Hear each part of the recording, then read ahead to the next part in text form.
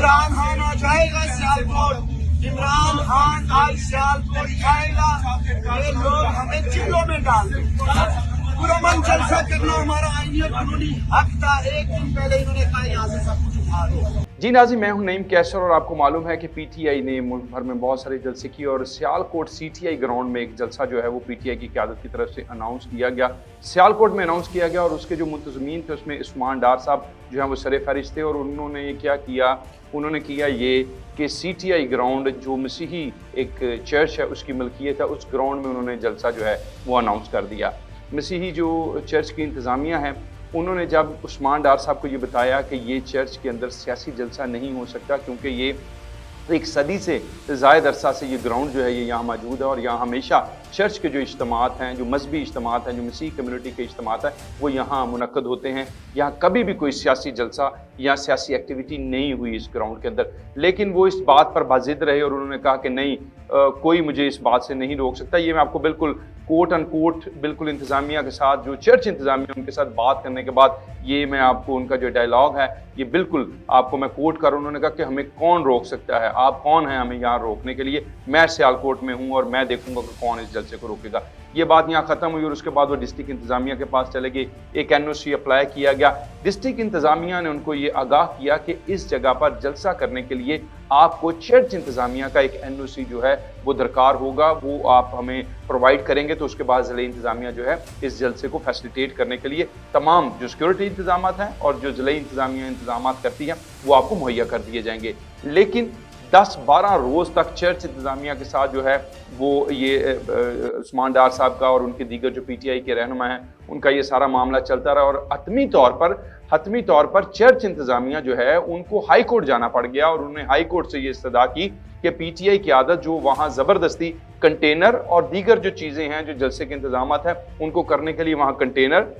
खारदार तारें और दीगर जो भी चीज़ें जो लवाजमात वहाँ चाहिए थे या जो चीज़ें रिक्वायर्ड थी वो जब वहाँ ले आए तो फिर चर्च इंतज़ामिया हाई कोर्ट चली गई और उन्होंने अदालत से रुजू किया और उन्होंने अदालत को ये इस्तदा की कि इस जगह पर पीटीआई को जलसा करने से रोकें। अब यहाँ एक चीज़ बड़ी काबिल ज़िक्र है और वो ये है कि किसी के घर में आप ज़बरदस्ती घुस जाएं और उसको कहें कि नहीं मैंने तो यहीं सोना है या यहीं बैठना है और यहीं खाना खाना है या मैं यहीं अब रहा करूँगा या रहूँगा, तो अब वो बंदा क्या करेगा। आप ये सोचें कि उस्मान डार साहब जो सियालकोट से अपना ताल्लुक़ बताते हैं उनको ये मालूम होना चाहिए कि सियालकोट के अंदर जो मिशनरी इदारे हैं उनका क्या किरदार रहा है, कितने मिशनरी स्कूल्स जो हैं वहाँ जो हैं वो रन किए जाते हैं, किस तरह से पूरे सियालकोट को तालीम और दीगर जो हुनर हैं वहाँ सिखाए जाते हैं। आज सियालकोट इंडस्ट्री की जो बैकबोन है वो अगर आप उसको थोड़ा ये, क्योंकि इस वक्त इस पर डिटेल में जाने की ज़रूरत नहीं है, तो उसकी बैकबोन अगर आप देखें तो आपको मालूम होगा कि मिशनरी इदारों ने जो तालीम दी, जो लोगों को हुनर सिखाया और वहाँ जो काम हो रहा है, बहुत सारे मजदूर, बहुत सारे वहाँ जो अच्छे ओहदों पे अफसरान हैं,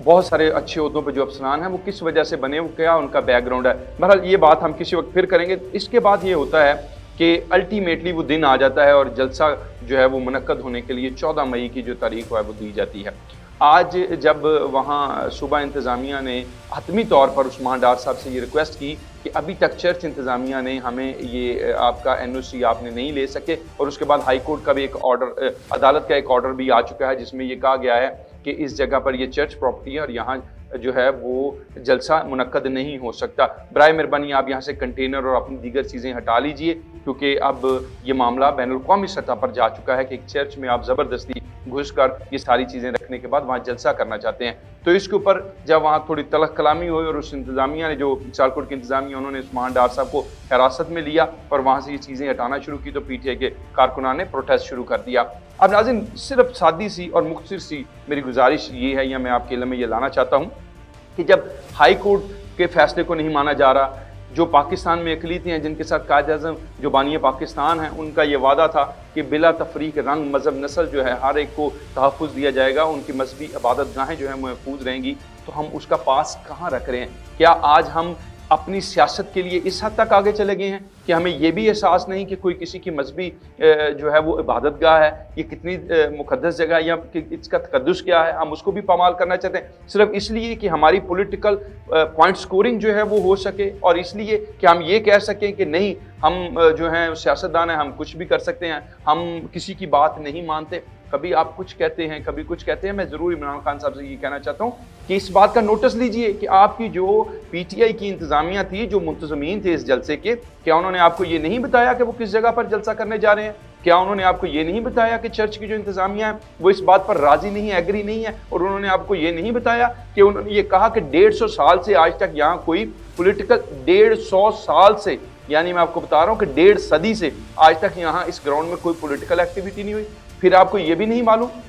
कि सीटीआई ग्राउंड की क्रिश्चियन कम्युनिटी के लिए अहमियत क्या है, मसीही लोग इस जगह को किस तरह से देखते हैं, जिसको आप सीटीआई ग्राउंड 12 पत्थर कहते हैं, जहां अगर मेरी मालूमात के मुताबिक जो बड़े सगीर में जो मसीहियत का आगाज़ हुआ वो सीटीआई से ही हुआ था, 12 पत्थर से हुआ था। अगर आप बहुत जो है तारीख को पढ़ते हैं, बड़ा तारीख को दोहराते हैं, बड़ी तारीख के हवाले जो हैं वो कोट करते हैं, तो ज़रूर ये भी जानिए कि जिस जगह पर आपकी इंतज़ामिया ने ज़बरदस्ती जलसा करने की मुंतज़मीन ने कोशिश की, उसकी तारीख क्या थी। उसके बाद आगे आ जाते हैं आज के वाक़यात पर। वज़ीर आला पंजाब ने बिल्कुल बजा फरमाया कि इस पे मसीही कम्युनिटी को एतराज़ है और वहाँ जलसे की इजाज़त ना दी जा सकती है, ना दी जाएगी। कामरान माइकल साहब जो सेनेटर हैं और मुस्लिम लीग नून मिनॉरिटी विंग के प्रेसिडेंट हैं, उन्होंने भी इस सारे अमल की मजम्मत की और उन्होंने बिल्कुल अपना जो बयान है इस वक्त पर मौजूद है, उन्होंने कहा कि कायदे आज़म ने ये वादा किया था क्रीतों के साथ कि उनकी मजहबी इबादत गाहें जो हैं वो महफूज रहेंगी